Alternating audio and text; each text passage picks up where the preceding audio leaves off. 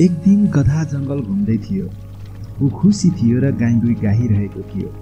अचानक उसले हरियो घाँस देख्यो। गधाले त्यो घाँस हेर्यो र भन्यो, वाह कस्तो राम्रो निलो घाँस।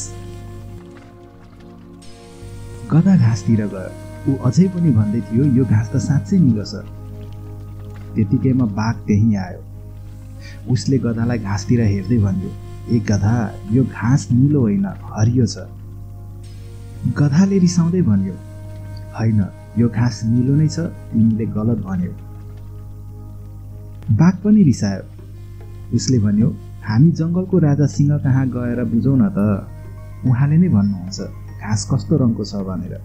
गधाले टाउको हल्लाउँदै भन्यो, ठिक छ, राजा सिंहले नै फैसला गरून्। त्यसपछि दुवैजना सिंहको दरबारतिर लागे। गधा र बाघ सिंहको दरबारमा पुगे।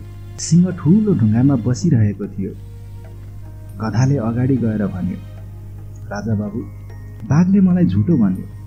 मैले निलो घाँस देखेको छु, तर उसले जबरजस्ती हरियो भन्यो। सिंह चुपचाप गधातिर हेर्दै थियो। सिंहले बाघतिर हेरेर भने, तिमी किन गधासँग बहस गर्यौ? बाघले भन्यो, म त साँचो भन्न खोजेको थिएँ, घाँस त हरियो नै छ।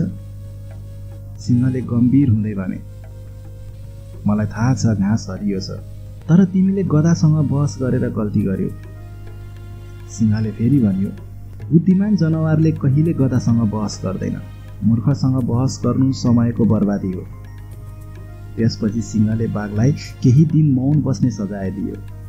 बाघ चुपचाप भयो। गधा खुसी हुँदै जङ्गल फर्कियो। कथाको शिक्षा, बेवकुफसँग बहस गर्नु समयको बर्बादी हो। कहिलेकाहीँ चुप लाग्नु नै बुद्धिमानी हुन्छ।